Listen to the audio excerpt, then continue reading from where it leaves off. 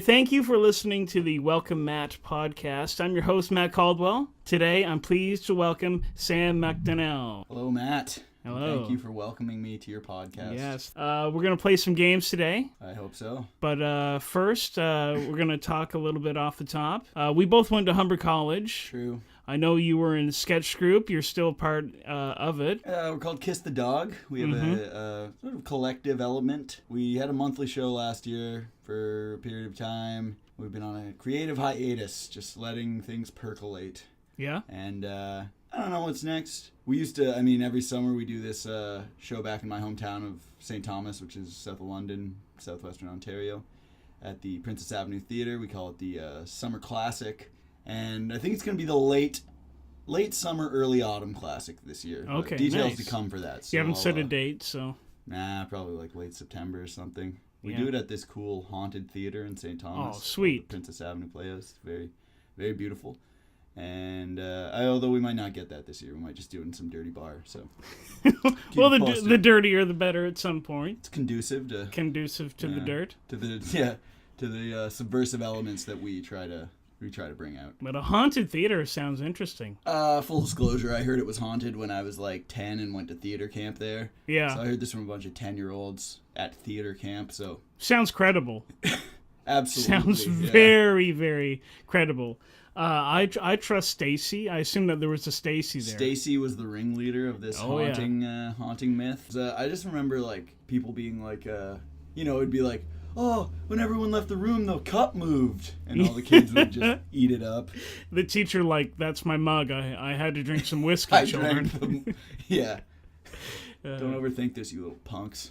So, do you believe in ghosts? No, not really. I think, here's what I think. I think if you're raised in some sort of social setting or culture that believes that to be true, then it can absolutely manifest in some ways. Like, I had a friend who, he was like part of the Filipino Catholic Church, which like some of those, you know how like colonizers bring religion and then they'll put in like some elements of the native spirit, nativism, or like voodoo or whatever. When two religions kind of meld together, yeah. A friend, this guy, great guy, he said he'd been part of exorcisms, like he'd witnessed exorcisms. Wow. So I would never say that was fake, but I would say that it's like socially created, and he took part in that.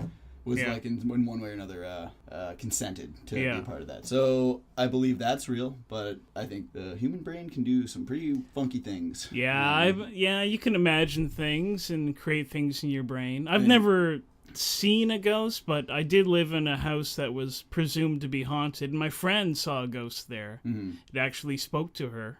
And obviously you believe this is a person you trusted. And this is a person that I trust, and it was for real. Sure. Yeah. Yeah, and I was like, "Oh, are you sure you weren't dreaming?" Like, run through the possible scenarios. She's like, "No, I didn't go back to sleep after seeing that. I was up for the day." Yeah. Yeah. Have you ever had sleep paralysis? Because no. Is like I have it when I was traveling. Sounds once. Fun.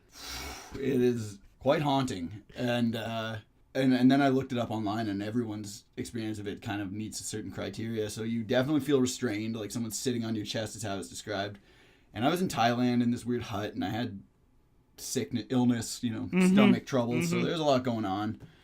I also hadn't smoked weed in probably like 14 days, so that also does weird things to you, especially when you sleep. And yeah, it's like someone's sitting on your chest, and I knew it was weird semi-lucid state, and then you see, like I knew my girlfriend was out on the porch, and I just thought for some reason someone was holding me down, and something bad was going to happen. Okay. I was being held down to enable that, and it recurred a few times, and it was just like, I imagine it's something like that is like a little parallel to maybe seeing a ghost or feeling a presence or something like that. Yeah, like there's something heavy sitting on top of you. I think I had it like, oh my God, this is the craziest one. It was like the night I arrived in Thailand, which is where we were. So I went to bed, and I was again having these like this was the first one, which was like by far the most intense.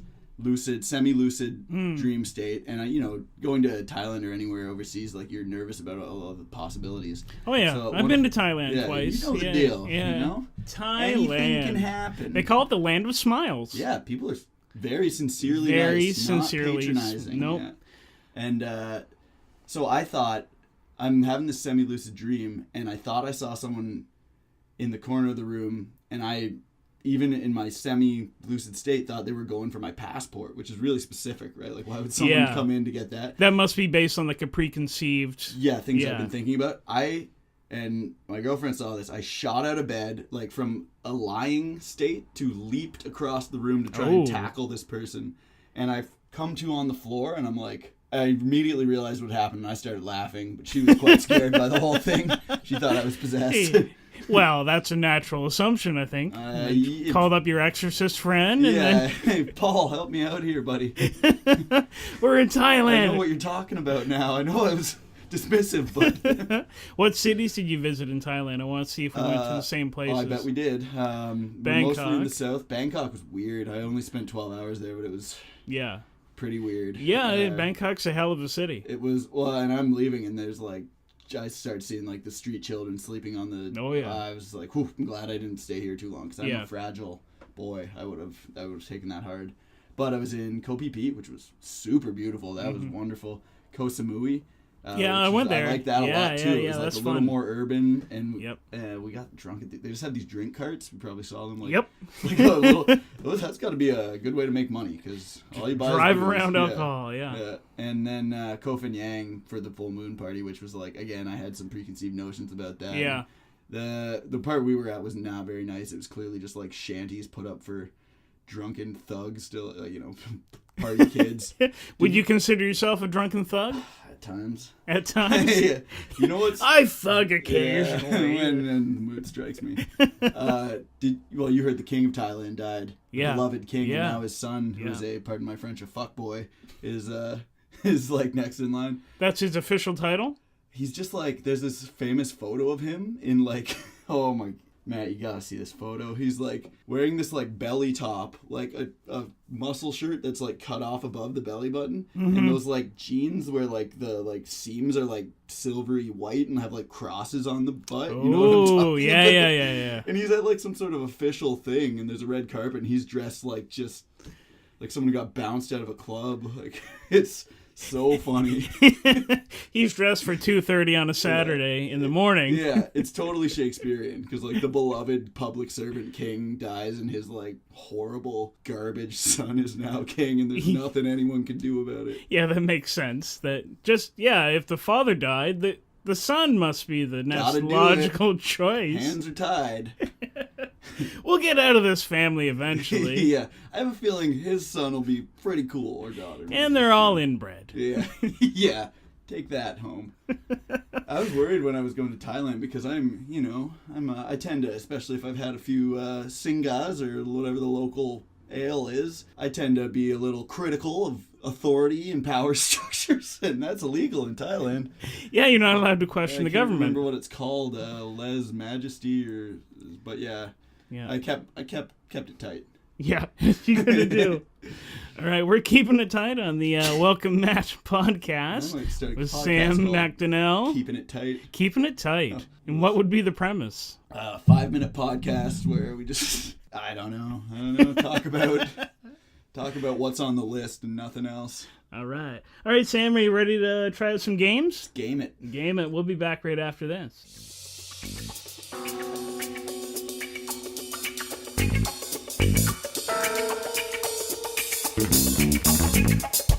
We're back on the Welcome Matt with Sam MacDonnell. We're going to try out Marry, Screw, Kill. Yes, classic. It's a classic game, but we put a little twist on it. We always do a theme.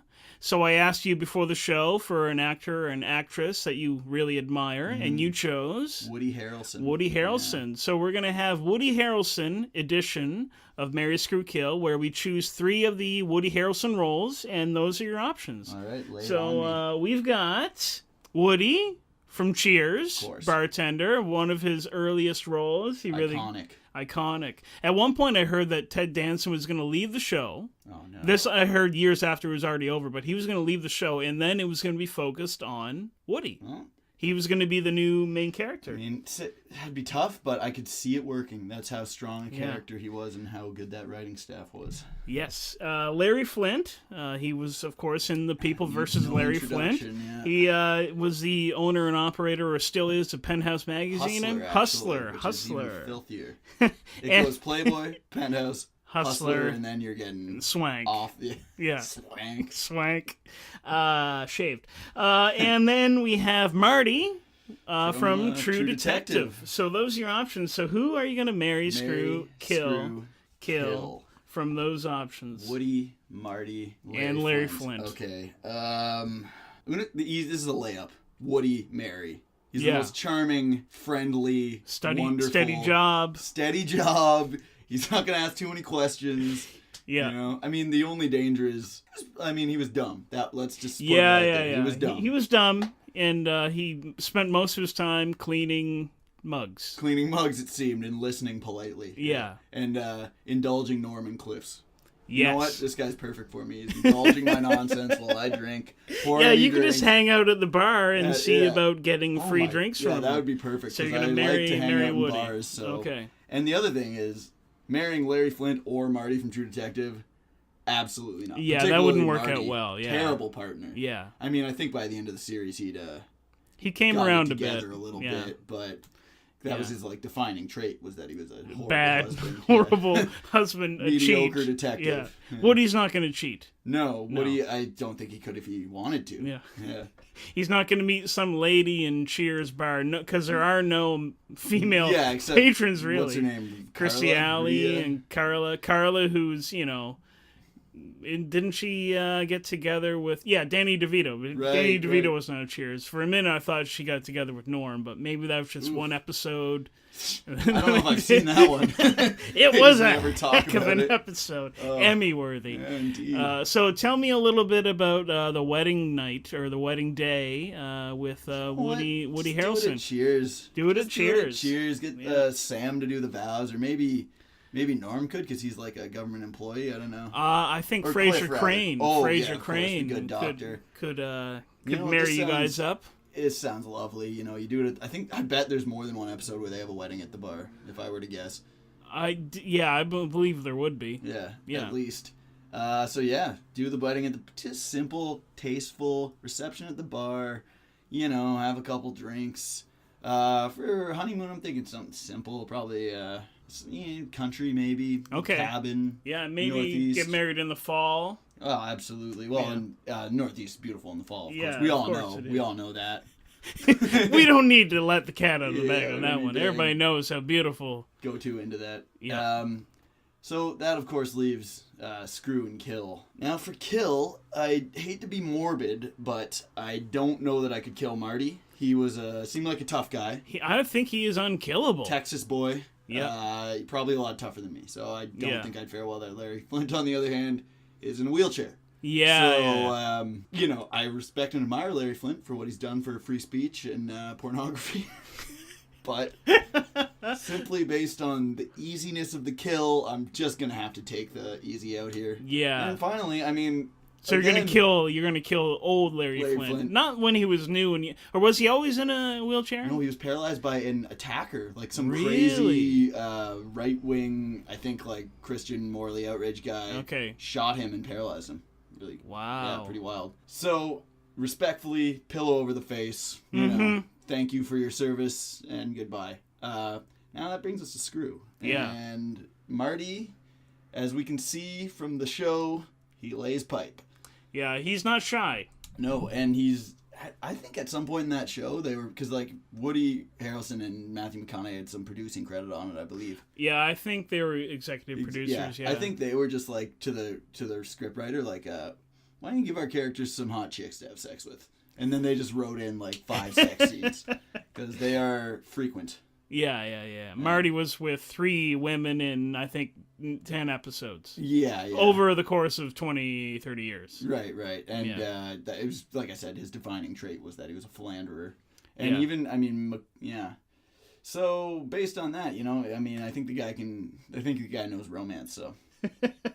Most enthusiastically, of course, marry Woody from Cheers. That's the easiest one. The rest will come. If I had to choose one of the 3 to do, it would be marry Woody for sure. Marry Woody. I don't want to kill Larry Flynt. That's not appealing to me. Just with the pillow over the face, so. Just want to get it over with. Yeah. So one thing about the wedding I forgot to ask. Who is your best man? Who's the best man or groomsman at the... I'm going to keep it within the Cheers universe. Yeah. And I always thought, Sam's going to be busy. He's probably doing his thing as well, ladies' man. I always felt the closest to Norm. Yeah. Cliff's a bit of a, likes to tell tall, and I know they're BFFs. He'd never shut up at the speech. I know, right? Well, that'd be kind of funny in that regard. Yeah. But Norm's just, I dig Norm. He's like, doesn't care about anything, easygoing, just wants cold beer. He's a family man himself, too. He is. What's it? The wife? Vera. And he's always kind of complaining about her. So yeah. So he gets it. He gets it. I think, Norm is my best man. And Frasier presiding over the whole thing. Why not do it post Diane? I think it was tough to leave Diane, but I think the show ultimately improved for it. So excellent. Okay, that's Sam MacDonnell on who he would marry, screw, and kill. That was pretty easy. It was pretty easy. Not a lot of deliberation. Woody Harrelson edition.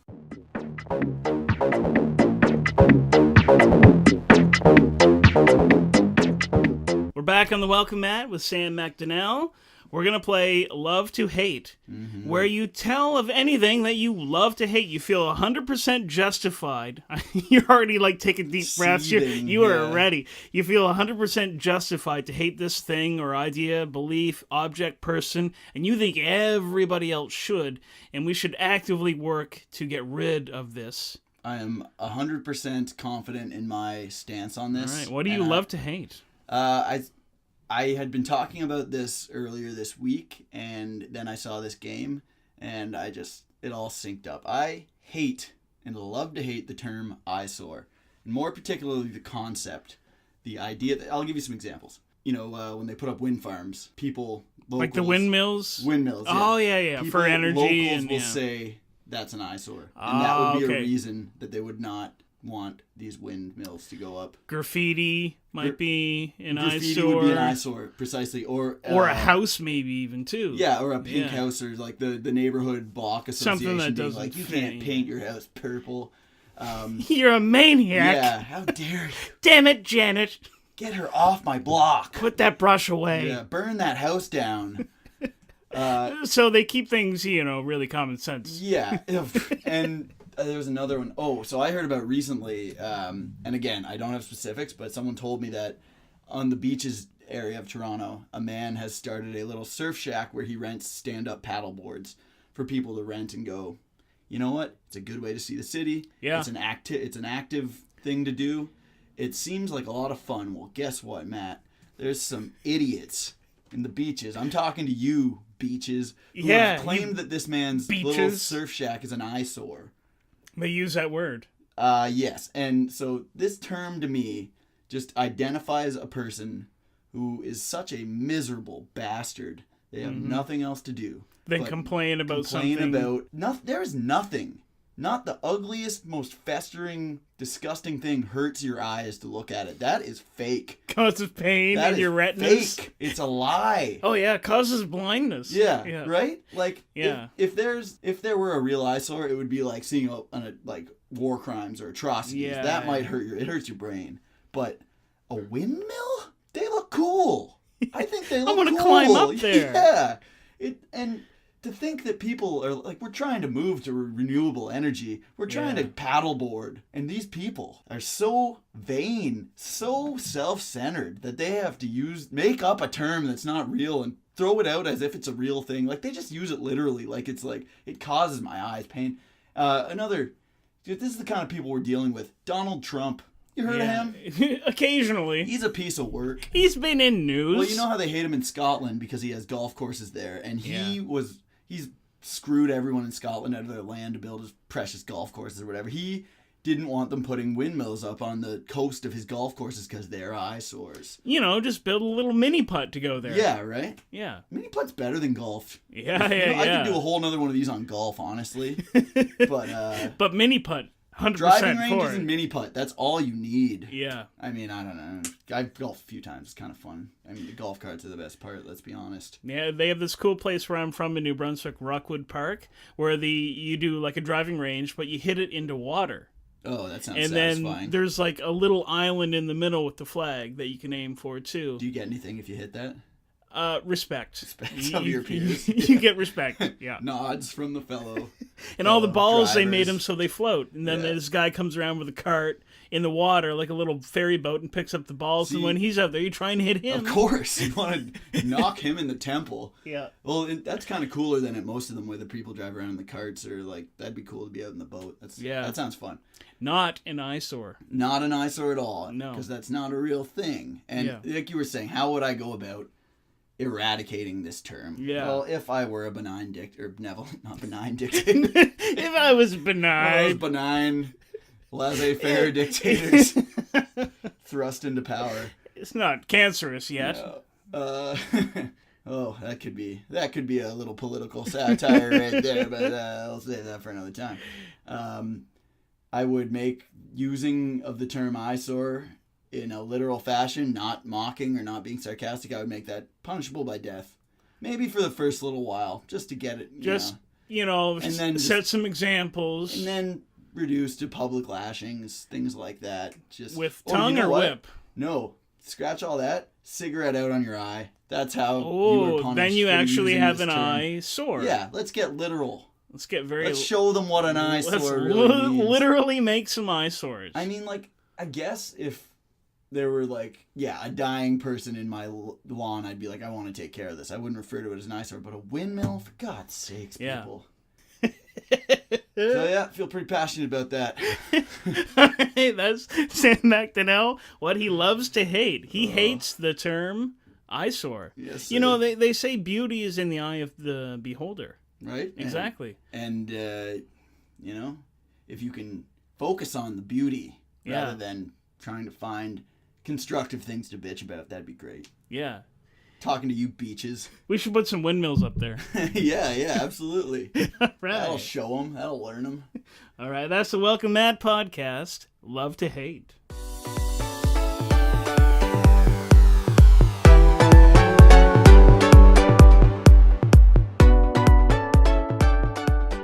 We're back on the Welcome Mat. Our third and final game with Sam MacDonnell is Deathmatch. The penultimate. Yes, yes. And that is where we have one real person and one fake person. So a creation, it could be anybody, a cartoon character, could be a character from the movies, and we have a real person from our normal everyday world. All right. Square off against each other. So today your options are Einstein, Albert Einstein, intelligent person, I'm told. Smart dude. Also, he dropped out of school. Yeah. Yeah. Known for crazy hair. Yeah. And another guy known for crazy hair, I don't know about his school records, Doc Brown from the Back to the Future trilogy. Of course. Played beautifully by Christopher Lloyd. So who do you think has the advantage, Doc Brown versus Albert Einstein? So here's how I feel. I feel that unquestionably Einstein is a smarter, more focused, like Doc Brown. I think he's kind of bumbling, right? He doesn't always mean to do what he does. He does fail. And he's like a little bit, I mean, it's been well documented, the kind of weird, darker, overlooked notes of Back to the Future, the whole Marty and his mother thing, the dark future timelines with Biff. The Chuck Berry song. There's an interesting element of that, of a white boy influencing jazz music. Yeah. Hey, Marlon! Black rock and roll. We'll leave that for now. But the other thing is Doc Brown's a doer. He doesn't sit around thinking about what he could do. He just does it. No, he successfully time traveled. He time and time again, and then by the third movie, he just wanted to go to the Old West. So what the hell? We'll go there. That movie is not as good as the first two. No. Not even close. I think I like 2 the best, but we'll get into that. To the future where Donald Trump is president. Dear God. Yeah. Disturbing. They called that. What kind of future? What a grim future. Yeah. But then, like we said, Einstein's probably the most intelligent person, or who had the best opportunities. Most intelligent person who had the best opportunities. This is going to come down to long game, because if they meet in an alley, I think Doc might have the jump on him. Hand-to-hand combat. Hand-to-hand. He's taller, so he's got reach. Yeah. I mean, I've never heard of Einstein being involved in any fisticuffs. Yeah, neither have I. Although he was like a patent clerk, right? Famously, he just kind of had that desk job. Mm-hmm. So who knows? I mean, I imagine they went out to, and he's German, right? Potentially. Yeah. Yeah. They Or like, maybe Austrian. yeah, one Yeah. an Austro-German thing. I'm not 100% So sure. they like to drink, so maybe he's been in a few scraps. Okay, hand to hand goes down in an alley. I think I'll give Doc Brown the edge. Well, Now, if we're bringing in tools and this is more of like an ongoing, this isn't over till it's over, till someone's dead, Doc Brown's got the DeLorean, so he could straight up run Einstein down. yeah, he could kill him with his car. And straight up Just bam. just murder. Because, Einstein, he's from the 50s, the 40s, the 50s. He died in 1955, I just found out. And he was German. I just Wikipedia'd it. And Wikipedia'd. And he was German-born. Yeah. You didn't see anything about his fight record, though. No. Wasn't on Wikipedia. Actually, yeah, 27 knockouts. Isn't he fighting Floyd Mayweather pretty soon, coming up? I always conflate Conor McGregor and Einstein. Those two, they're so similar. Indeed. Yeah. So, I mean, then again, like I said, Doc's bumbling, so maybe he wouldn't be the quickest, whereas Einstein might just reach for a bottle and knock him. And the other thing is, at the end of the day, Einstein played a role in the creation of the atomic bomb. So I think, given a couple weeks, this guy's going to be able to throw together a pretty destructive weapon or trap for Doc Brown. Yes, but with the time travel aspect, he could always be one step behind him by being... And here's something Doc Brown did, too. He did fake his own death. Of course. With the bulletproof vest. And, I mean, he put himself in an unsafe situation with the Palestinian terrorists or whatever. Wow, that would never play. Yeah, today. I don't think that's going to be in a movie anytime. Yeah, feel-good comedy romp. We want our terrorists Chinese now? Or Russian? Just... Yeah, there'll be a lot of Chinese, or there'll be a lot of Russian villains popping up in movies very soon. What is it in Taken? He just, like, murders, like, 1,000 Turkish men or something. Like, they're all one ethnicity, and he just slaughters untold numbers of them. Just to get his daughter back. Some fool's gambits. Not even important. So, like we're saying, there's a time travel aspect of this. So Dr. Brown... But I really believe, I mean, Einstein's got a grip on relativity. I think if anyone, he probably laid the foundation for Dr. Brown. Without Einstein, there's no Dr. Brown, yes. I would say. Yes. And I think Einstein's just going to lay some sort of trap. He'll lay some time trap, and I got to give it to Einstein 10 out of 10 times. I just think, to me, Doc Brown just comes off as a bit of a goof. Okay. Bit of a goofball. Now, which do you think has the heart of a murderer? Which one is more determined to kill? I think it would be Einstein. Yeah? I think there's some story about him marrying his cousin or cheating on his wife. I think he's a bit ruthless. Like he's come to peace with his self-interested urges. Ah, he's got a dark passenger. And I think he might understand how important his intellect is to the world, so he might know that we need him. So for these reasons... I think I'm going to give it to Einstein. Dr. Brown, he makes mistakes. He's sloppy. He's a very sloppy murderer. He's a sloppy inventor and scientist, really. He's pretty careless. Successfully Marty's sloppy. Life. Yeah. Yeah, there's a D and the dog, too. Marty, Doc Brown has and you know what the dog's name is? No. Einstein. That might cause some confusion. That might cause... I mean, this is another edge Doc Brown might have, is he has cronies. He's got Marty to do his bidding. Yeah. He's young. With his cool skateboard. Spry. Yeah, his hoverboard tricks. But at the end of the day, I think it's all just cannon fodder, and I'm going to give it to Einstein. Cannon fodder sounds delicious. Indeed. Go for a hearty bowl of cannon fodder right now. Bring on the cannon fodder. So Albert Einstein's going to take this battle. Ding, ding, ding. Ding, ding, ding. I want to say thank you for being on the Welcome Matt podcast. Thank you for having me. It's been a treat. It's a lot of fun. We played Mary Screw Kill, the Woody Harrelson edition. You're going to screw Marty. That's what we said. You're going to screw Marty. Marty from True Detective. You're going to marry Woody. Oh, yeah. Woody from Cheers, and you're going to kill... Regretfully, or begrudgingly kill Larry Flynt.